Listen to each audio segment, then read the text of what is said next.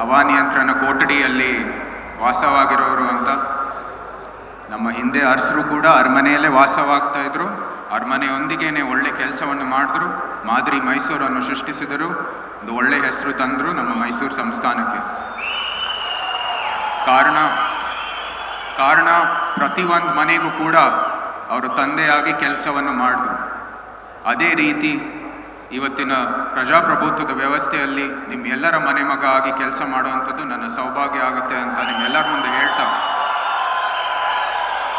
ನಮ್ಮ ಕಾರ್ಯಕರ್ತರು ಕೂಡ ಇವತ್ತು ಎಲ್ಲರೂ ಇದ್ದೀರಾ ಇಲ್ಲಿ. ಇನ್ನೊಂದು ಪ್ರಶ್ನೆ ಬಂದಿತ್ತು, ಇವ್ರು ಬೀದಿಗೆ ಇಳಿತಾರ, ಗ್ರಾಮಕ್ಕೆ ಹೋಗ್ತಾರ, ಇಲ್ಲಿಗೆ ಬರ್ತಾರ, ಹೋರಾಟದಲ್ಲಿ ಪಾಲ್ಗೊಳ್ತಾರ, ಏನೇನೋ ಪ್ರಶ್ನೆಗಳು ಬಂದಿತ್ತು. ನಿಮ್ಮ ಜೊತೆ ನಮ್ಮ ಕಾರ್ಯಕರ್ತರ ಜೊತೆಗೆ ಬೀದಿಲೇ ಇಳಿದು ಗ್ರಾಮಕ್ಕೆ ಬರ್ಬೋದು, ಎಲ್ಲಿ ಬೇಕಾದರೂ ಬರ್ತೀನಿ, ನಿಮ್ಮ ಜೊತೆಗೆ ಇರ್ತೀನಿ. ನಿಮ್ಮೊಂದಿಗೆ ಒಬ್ಬ ಕಾರ್ಯಕರ್ತನಾಗಿ ಕೆಲಸ ಮಾಡೋದು ಕೂಡ ಒಂದು ಸೌಭಾಗ್ಯ ಆಗುತ್ತೆ ಅಂತ ಹೇಳ್ತಾ,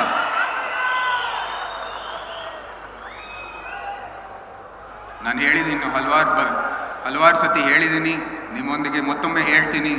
ಹಿಂದೆ ನಿಮ್ಮ ಎಲ್ಲರ ಪೂರ್ವಜರು ಮಹಾರಾಜರ ಜೊತೆಗೆ ಆ ತಾಯಿ ಚಾಮುಂಡೇಶ್ವರಿಯ ತೇರವನ್ನು ಎಳಿತಾ ಇದ್ರು. ಈಗ ಕಾಲ ಬಂದಿದೆ, ನಮ್ಮ ಪ್ರಧಾನಮಂತ್ರಿಯವ್ರ ಜೊತೆಗೆ ನಿಮ್ಮ ಪ್ರತಿನಿಧಿಯಾಗಿ ಆ ಭಾರತ್ ಮಾತೆಯ ತೇರವನ್ನು ಎಳೆಯೋದು. ಅದಕ್ಕಾಗಿ ನಿಮ್ಮೆಲ್ಲರ ಸಹಕಾರ ಕೊಡಿ, ನಿಮ್ಮೆಲ್ಲರ ಸಹಕಾರ ಇರಲಿ. ನಾನು ನಿಮ್ಮ ಜೊತೆಗೆ ಯಾವಾಗಲೂ ಇದ್ದೇ ಇರ್ತೀನಿ, ನಮ್ಮ ಪೂರ್ವಜರು ಇದ್ದಿದ್ದ ಥರಾನೇ. ಅಷ್ಟು ಹೇಳ್ತಾ ಮತ್ತೊಮ್ಮೆ ವೇದಿಕೆಯಲ್ಲಿ ನಮ್ಮೆಲ್ಲರ ಹಿರಿಯ ನಾಯಕರು ಇದ್ದಾರೆ, ನಮ್ಮ ಜನತಾದಲ್ಲಿನ ನಾಯಕರು ಇದ್ದಾರೆ, ನಮ್ಮ JDSನ ನಾಯಕರು ಇದ್ದಾರೆ. ಇಬ್ಬರು ಒಗ್ಗಟ್ಟಾಗಿ ಹೊಂದಾಣಿಕೆ ಆಗಿದೆ ಅಂತ ನಿಮ್ಮೆಲ್ಲರಿಗೂ ಗೊತ್ತಿರೋ ವಿಷಯ. ಅಖಾಡಕ್ಕೆ ಜೊತೆಗೆ ಇಳಿದಿರೋದು ನನಗೆ ಅತ್ಯಂತ ಸಂತೋಷದ ವಿಷಯ. ನಾನು ಹೇಳಿದ್ದೀನಿ ಆಗಲೇ ಒಂದು ವೇದಿಕೆ ಮೂಲಕ, ಈ ವೇದಿಕೆ ಮೂಲಕನೂ ಹೇಳ್ತೀನಿ. 2-3 ವರ್ಷ ಹಿಂದೆ ಲೋಕಸಭೆಯಲ್ಲಿ ಚರ್ಚೆ ಆಗುತ್ತಾ ಇತ್ತು ಈ ಮೀಸಲಾತಿ ಬಗ್ಗೆ. ಆವಾಗ ಮಾಜಿ ಪ್ರಧಾನಿ ಶ್ರೀ ದೇವೇಗೌಡ ಅವರು ಎದ್ದು ನಿಂತು, ಇಲ್ಲ ಮೈಸೂರು ಅರಸರು ಆಗಲೇ 1917ರಲ್ಲೇ ಅದು ಜಾರಿ ಮಾಡಿದ್ರು ಅಂತ ಅವರು ಎದ್ದು ನಿಂತು ಹೇಳಿದ್ದು ನಿಜವಾಗ್ಲೂ ನಮ್ಮ ತಾಯಿಯವರು ನಾವು ಯಾವಾಗಲೇ ಸ್ಮರಣೆ ಮಾಡುವಂಥದ್ದು.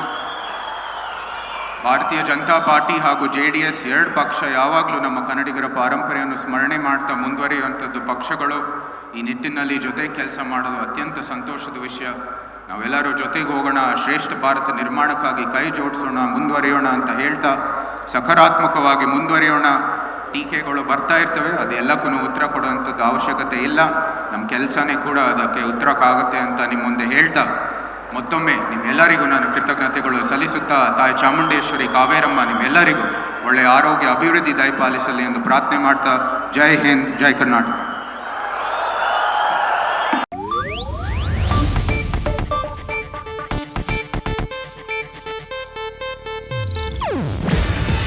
ಇದು ಏಷ್ಯಾನೆಟ್ ನ್ಯೂಸ್ ನೆಟ್ವರ್ಕ್ ಪ್ರಸ್ತುತಿ.